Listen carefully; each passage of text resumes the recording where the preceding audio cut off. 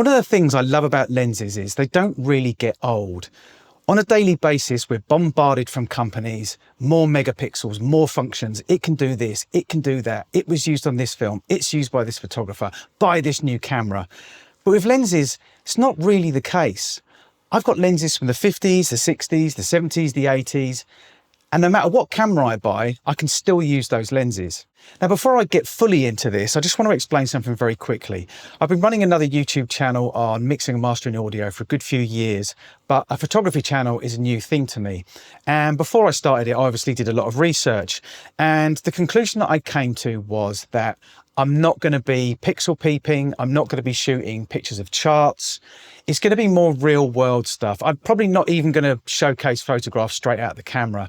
The reason for this is, and I've got nothing against it, but the reason is there's a load of people online making videos on a daily basis that are much better at the pixel peeping, the chart shooting, the straight out of camera stuff, the technical side of things.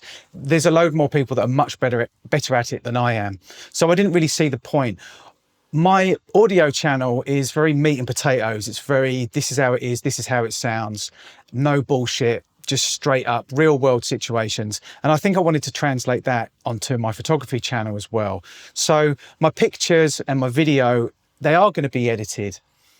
They're not going to be straight out of camera. And the biggest reason for this is because I come from an audio background, I wouldn't showcase a piece of music that hadn't been mixed or mastered. I would put it in a real world situation. Anyway, I'm rambling, but I just wanted to explain that first. There's not going to be any straight out of camera. There's not going to be any pixel peeping. There's not going to be charts. So as I said, today we're going to be looking at the 23mm f1.4 from TTArtisan. Cheap, budget lens, and I absolutely love it. I got into photography as a kid in the 80s. My father was a photojournalist, so it was kind of thrust upon me. I used to shoot on a Nikon FM, and I fell out of love with it in the late 90s. And then recently, in the last couple of years, I've got back into it again. Now, obviously, in that massive gap, a lot happened. Digital photography, the quality of lenses, the quality of cameras. And since I've been buying lenses again, I have to admit, I've been buying quite a lot of these Chinese-made budget lenses, and they're mostly, for my purposes, absolutely fantastic. So we're going to look at the 23mm f1.4 today. So I'm going to run through it very, very quickly. I'm not going to go into too much detail because there's a ton of videos online about it, and it's not a new lens, it's a couple of years old, but it's new to me.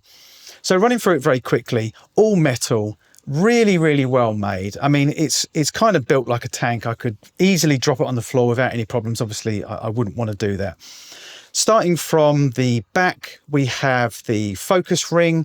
This one's the zebra version. They do actually do an all black version, but I love the styling on it. It's kind of like Carl Zeiss, Jena, not exactly sure how to pronounce that, but it's that zebra kind of feature. I personally prefer it. But, you know, at the end of the day, it's not really what the lens looks like. But let's be obvious, it is nice if the lens looks cool. And I love the styling on this. I think it looks fantastic. Really nicely dampened, very, very smooth. Very, I would say probably about 90 degrees focus throw. That might not be to everyone's taste. Me personally, I absolutely love it. I shoot a lot of street photography. I almost always shoot completely manual, despite the fact of all these tools that there are in cameras now. I choose to shoot manual. I find it a lot more fun.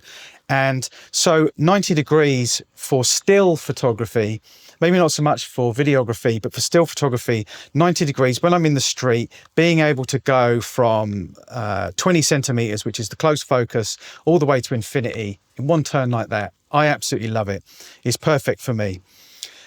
Moving on to the aperture ring. Again, this might not be for everybody, but personally, again, I love it.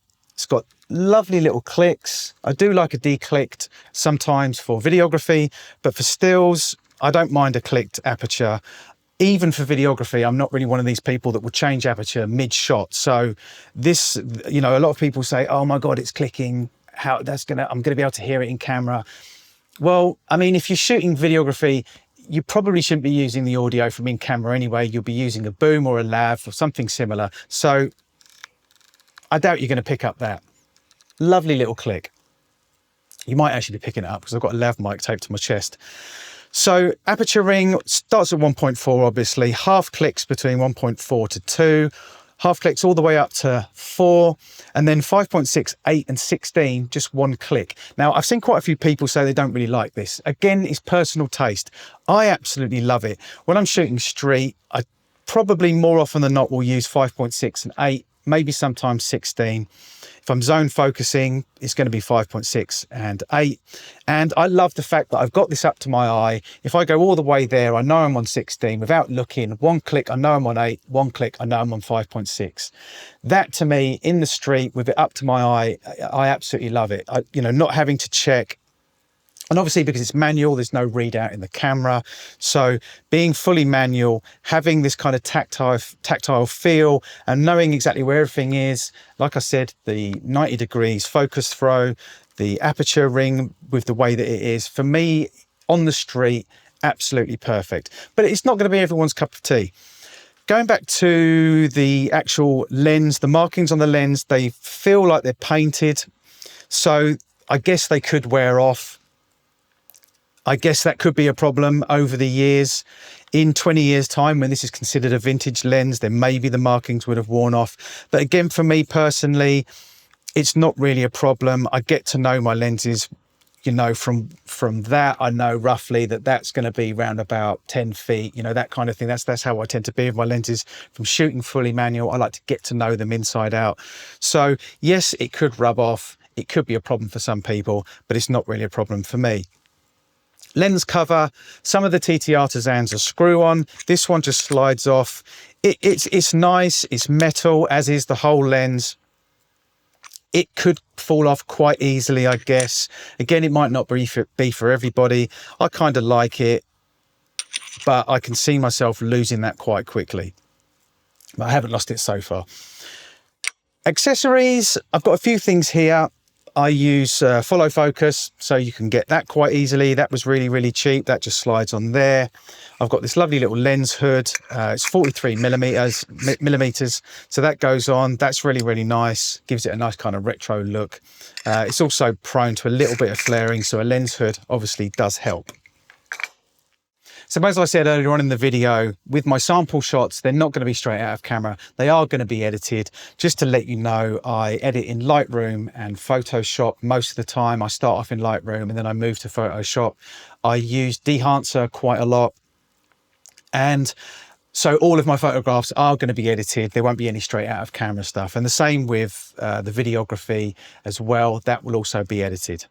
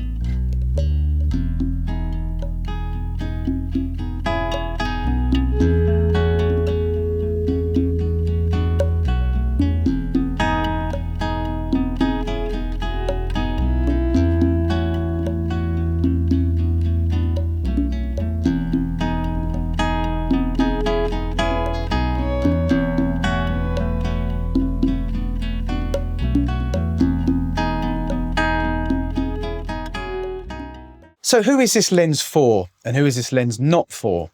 If you're shooting commercial photography, front page of Vogue, this is probably not the lens for you. If you want tack sharp photography, tack sharp videography, this is probably not the lens for you. If you like lenses with a bit of character, some inconsistencies, some loveliness, obviously it's subjective, then I would definitely look at some of these budget lenses, especially the TTArtisan ones. There are inconsistencies in it.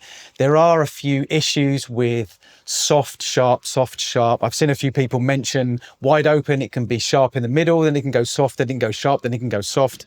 I didn't notice that so much on my one. I don't know whether that's inconsistencies with the manufacturing of the lenses, but it does have character. It's like, I guess, and I've seen other people explain it in this way, it's like a vintage lens, but a new lens. And this is the thing, as I said right at the very start, lenses don't really date. They don't really get old. There's no reason why in 20 years' time, somebody won't be reviewing this lens as a great vintage lens with character. And there'll be a bunch of people who love TTArtisan vintage lenses, the same way that we love Helios, the same way that I love my Canon FDs, the same way people love Carl Zeiss, Contacts, etc. That will happen. You know, in 60 years' time, I mean, one of my Carl Zeiss lenses, one of my Helios lenses is 60 years old. There's no reason why in 60 years' time, this lens won't still work and people will be reviewing it. I can't see myself, well, obviously I won't because I'll be in my hundreds, but I won't be using this camera in 60 years' time. I doubt anybody will be using the Sony A6700 in 60 years' time. But the lenses, yes. So if you want a lens with character, if you want a lens that costs less than $100, if you want a lens that you can throw in your bag and not really care about, but gives you good character street shots, then definitely check out the 23mm f1.4 from TTArtisan.